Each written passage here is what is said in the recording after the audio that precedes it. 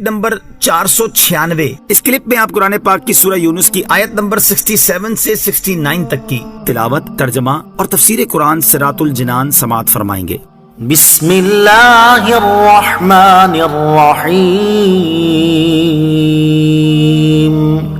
ترجمہ، اللہ کے نام سے شروع جو نہایت مہربان رحمت والا ہے۔ هو الذي جعل لكم الليل لتسكنوا فيه والنهار مبصرا إن في ذلك لآيات لقوم يسمعون۔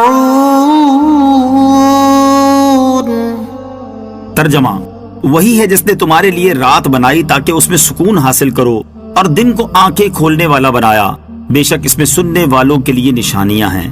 هو الذی، وہی ہے جس نے، ارشاد فرمایا کہ وہی ہے جس نے تمہارے لیے رات بنائی تاکہ اس میں راحت و سکون حاصل کرو اور آرام کر کے دن بھر کی تھکان دور کرو، اور دن کو آنکھیں کھولنے والا بنایا تاکہ تم اس کی روشنی میں اپنی ضروریات زندگی اور اسباب معاش فراہم کر سکو، بے شک اس میں سننے والوں کے لیے نشانیاں ہیں جو سنیں اور سمجھیں کہ جس نے ان چیزوں کو پیدا کیا وہی معبود ہے، اس کا کوئی شریک نہیں۔ رات اور دن اللہ تعالیٰ کی عظیم نعمتیں ہیں۔ یاد رہے کہ رات اور دن دونوں اللہ عز و جل کی عظیم نعمتوں میں سے ہیں۔ رات کے وقت آدمی آرام کرتا ہے اور سکون حاصل کرتا ہے، گزشتہ دن کی تھکاوٹ اتارتا ہے اور اگلے دن کے لیے چاقو چوبند ہو جاتا ہے، اور دن کے وقت آدمی ہزاروں کام سر انجام دیتا ہے، دنیا بھر کے کام کرتا ہے اور اس کے ساتھ دن کی روشنی سے بھی راحت و آرام پاتا ہے۔ دن یا رات میں سے کوئی ایک ختم ہو جائے تو زندگی نہایت کٹھن ہو جائے۔ اگر دن ختم ہو جائے اور ہمیشہ رات ہی رہے تو زمین پر کچھ کھانے کو نہ اگ سکے گا، اور سردی کی شدت بڑھتے بڑھتے انسان ہلاک ہو جائے۔ اور اگر رات ختم ہو جائے اور ہمیشہ دن ہی رہے تو فصلیں سورج کی تمازت سے جل جائیں اور لوگوں کا راحت و آرام چھن جائے۔ الغرض، رات اور دن دونوں ہی اللہ عز و جل کی نعمت ہیں، اور نعمتوں کی اہمیت کا صحیح اندازہ ان ممالک میں رہنے سے ہو سکتا ہے جہاں کئی مہینے دن یا کئی مہینے رات رہتی ہے۔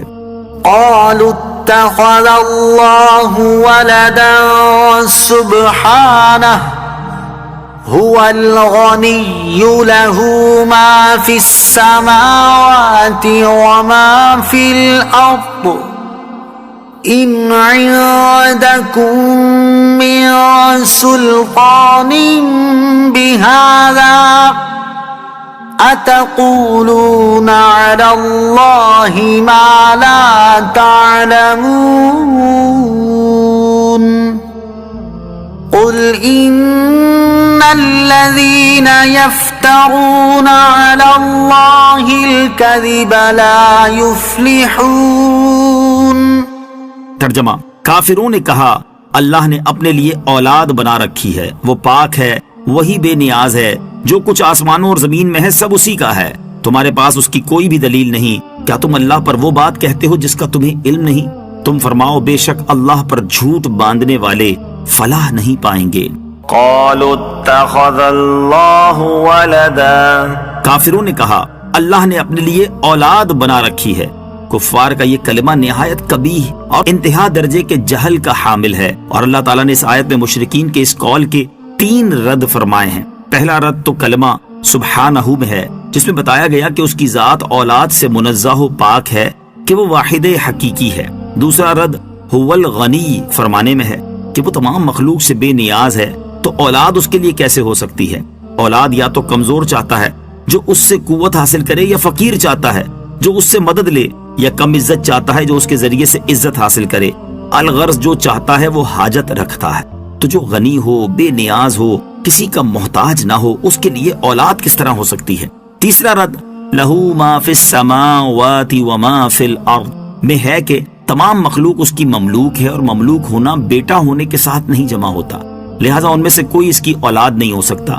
اسی سیاق میں اللہ تعالیٰ نے فرمایا کہ اے کافروں، تم جو اللہ تعالیٰ کے لیے اولاد قرار دیتے ہو اس کی تمہارے پاس کوئی دلیل نہیں، بلکہ اس کے برخلاف پر قطعی دلائل موجود ہیں جو اللہ تعالیٰ نے اسی آیت میں بیان فرمائے ہیں۔ اللہ تعالیٰ کی عظمت و شان۔ حضرت ابو ہریرہ رضی اللہ تعالیٰ عنہ سے روایت ہے، نبی اکرم صلی اللہ تعالیٰ علیہ وسلم نے فرمایا، اللہ تعالیٰ ارشاد فرماتا ہے، بنی آدم نے مجھے جھٹلایا حالانکہ یہ اس کے لیے جائز نہیں، اور اس نے مجھے گالی دی، حالانکہ یہ بھی اس کے لیے جائز نہیں ہے۔ اس کا جھٹلانا یہ ہے کہ وہ کہتا ہے جس طرح میں نے اسے پہلے پیدا کیا اسی طرح دوبارہ زندہ نہیں کروں گا، حالانکہ پہلی دفعہ بنانا میرے لیے دوبارہ زندہ کرنے سے زیادہ آسان نہیں ہے۔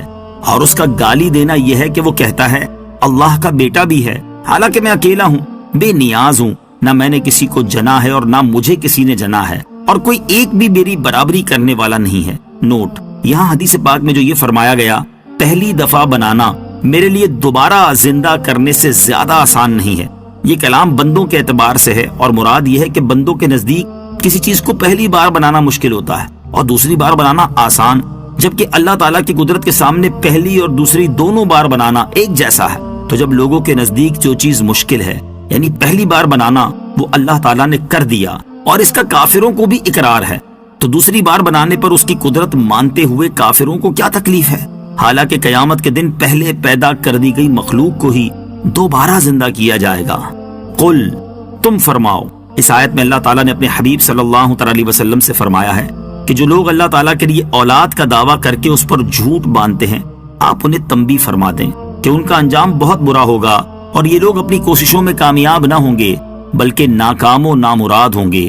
اگرچہ ان پر نعمتوں کی بہتات ہو لیکن انجام کار زوال ہی ہے۔